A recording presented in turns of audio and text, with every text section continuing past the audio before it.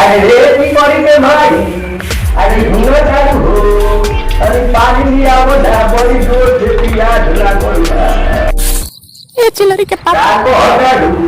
अपन बेटिया से आल होती है ओकरा शादी ब्याह के बारे में कुछ सोचनी अच्छा देखो तानी सोचा तानी जानते बालू के पैसा कोई के कोई खदार जो रहता वही से कल मुश्किल में भी है कोई अच्छा ठीक है बा हाथ चला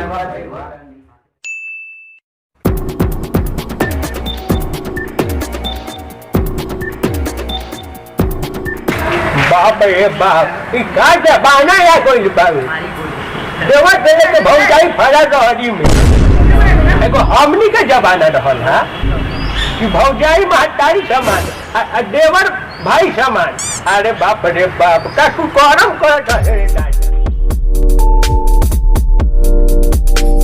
बोला को तनी ठुकर बाबा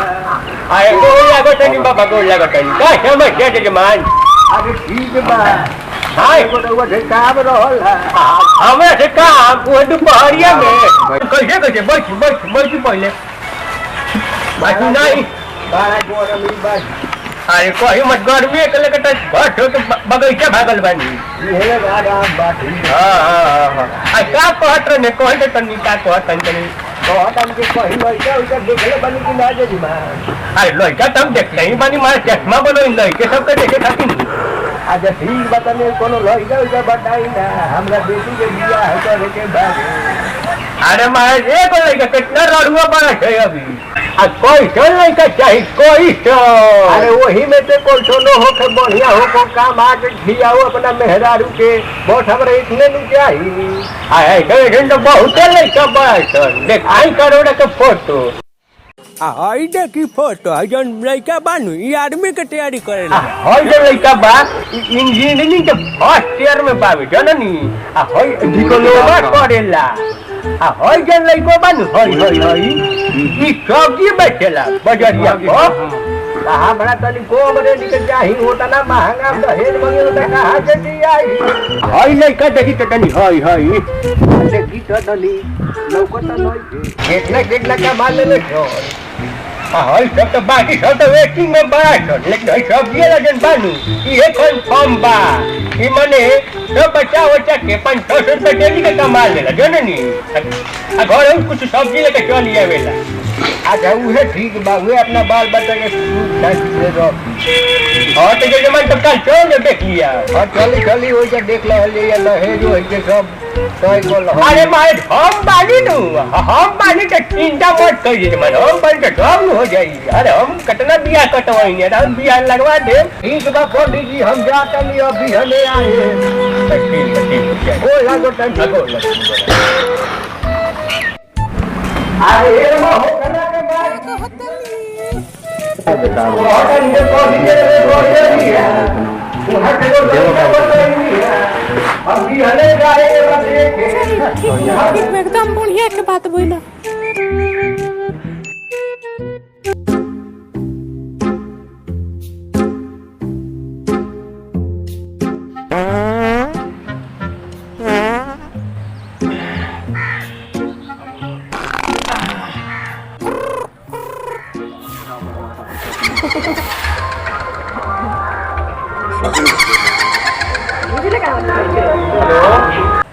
हेलो हां के आज जमान हम बोला तनी हम पंडित जी अच्छा आ सुनी ना अरे लड़का में बानू ओकरा खातिर एगो रिश्ता देखले बानी ठीक बाटे हमरा दहेज वहेज ना चाहिए लड़की नीमन चाहिए खूबसूरत होके अरे हां दहेज से हमरा कोनो बहस नहीं है लड़की अच्छा रहे के चाहिए जब घर परिवार संभाल ले हाँ सब बात कर ले बनी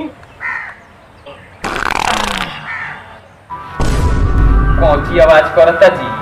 बरान बुढ़ी बैंक बोलते थे बैंक जानता नहीं है आयल में जंगलों में तनी ये बैंक तनी बुलाता है जाननी अच्छा निश्चिंत रही हम बात कर ले बनी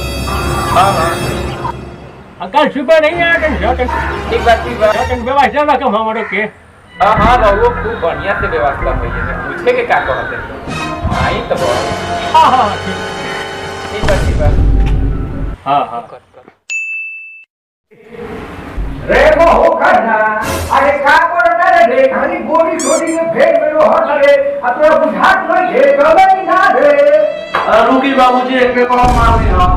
सबरे घर में दारू पिए में कोई बुझात नहीं है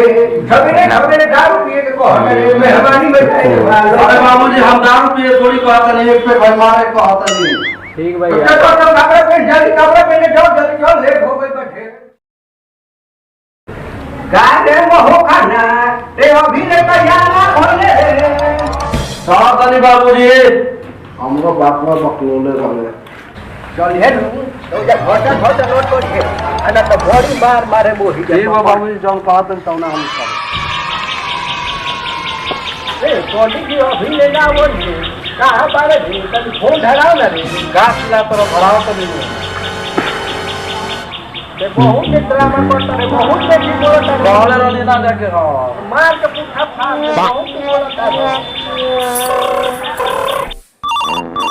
उठाइए ना। हेलो हेलो ए पंडित जी कहां बारे हो कब से डाले गई इंतजार करो अरे आ गई नहीं महाराज आ गई नहीं टेंशन काहे लेते नहीं महाराज बस आ तो गई नहीं अरे रुकी आ गई आ गई नहीं आई हम लोग ले जा कोठा बंद कर दे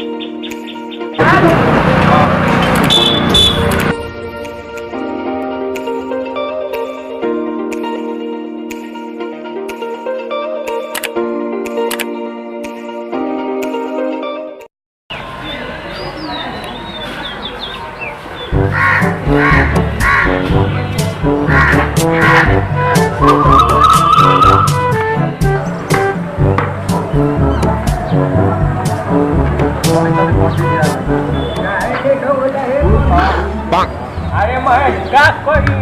अरे इतना घाम उगल बा कि हमर पटेला से हालत खराब हो गया 8 घंटे चाय के दुकान पर चाय लग रही है जानता तू सोनिया बहुत बड़ा वजन हुआ जल्दी बहुत लेट हो गई जल्दी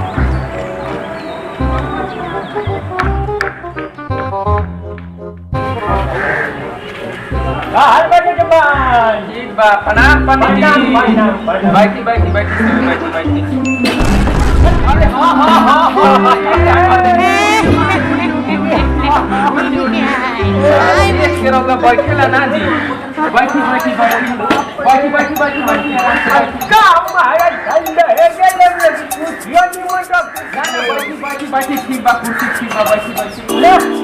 अरे बैठी महाराज जल्दी काहे नहीं आता बैठी ये तो पंडित जी हटा बेटा के बाबू जी अरे हाँ ये तो हम नहीं ना कर बा प्रणाम को पंडित जी प्रणाम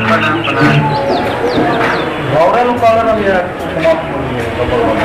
गया हम अपने इधर बाहर झगड़े के ना काम ये प्रणाम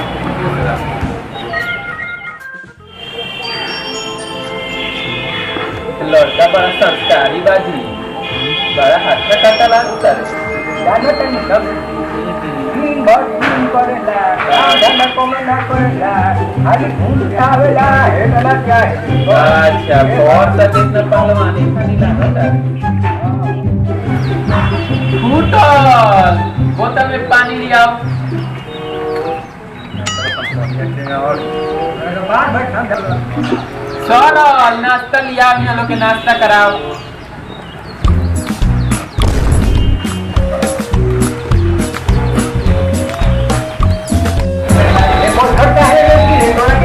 कहाँ बैठी तरह कपार पर बैठी चल घर में रिश्ता करने वाला कुर्सी लेकर बैठे के बस आप हमें मुझे बदौलिए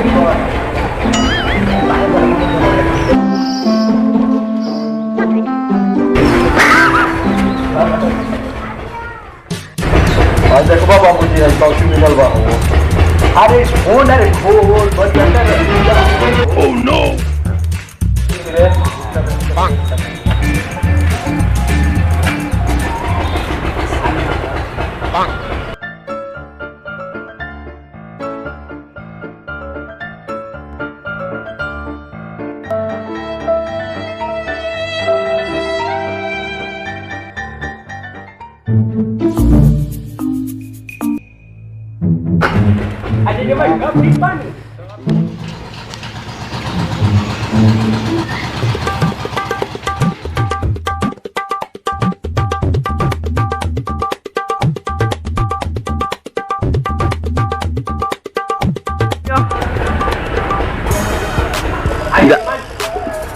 લઈકવા ઘરે બાંધું તરકારી પછી મેં કેટલું કરી ના ના ઘર ही बारे આ ઘરે બારે હા. તારી જલ્દી કરી મારે કે ગૌરી હવે ઠીક લખી જાય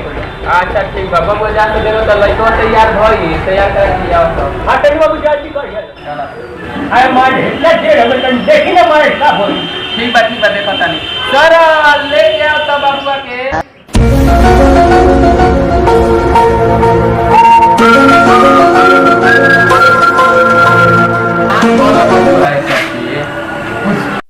पुष्पराज प्रणाम नहीं करेगा साला तुम लोगों को प्रणाम की ना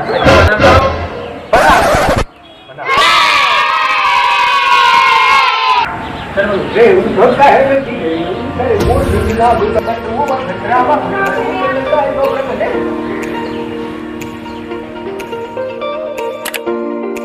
हो तो नाम का हो बुलेट पटेल बुलेट पटेल नाम हटा है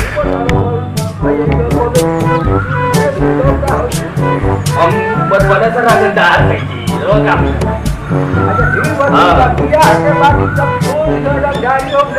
ठीक बा मालिक बाबूराव घर कहाँ हो ए रो ना लगलो का आगे सब बड़ा बड़ा बोर्ड लगलो आंख में का लगलो आगे बोर्ड का लगलो ना लगलो के अरे ठीक बा बाबू ठीक बा ना खिचिया के कोनो बात में खिचिया के तरफ खिचिया हमारा का हो ना ना मालिक ऐसा बात नहीं है कौन बात हम ना किसे देखो ठीक बा આ देखीને ચલાવલા કે देखीને લગે દે દો પૈસા પાવે चलो चलो बाबू चलो बाबू जी लड़का में तो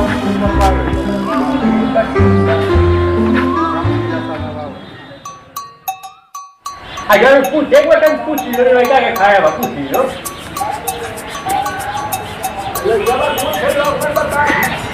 ના ના તમ સીધા ચેનલ લઈ જા આને મારે મોડલ હા લાઈ કઈ થાય ન જલત अभी तक हो गई तो लड़की को अब देखे तो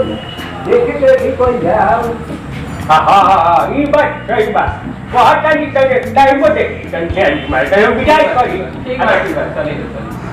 આ કહી આવા તને દેખ બતાડી લઈ કે ખાતી बिहाने आओ तनी तो महाराज ने पूछे कौन बात बिहाने देख लिए कहता ना कोई है હાજી બિહાને બના દિયા ને કે